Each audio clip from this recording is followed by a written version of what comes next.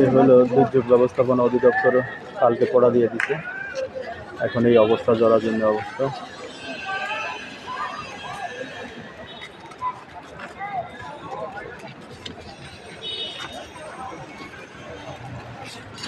এই হলো আশেপাশের অবস্থা, কালকে এটাকে পুড়িয়ে দেওয়া হয়েছে, আশেপাশের বিল্ডিংগুলো,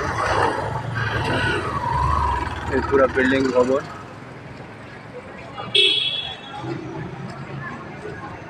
কালকে সারা বাংলাদেশের এরকমই অবস্থাই হয়েছে, পরিস্থিতি খুব ভয়ানক ছিল।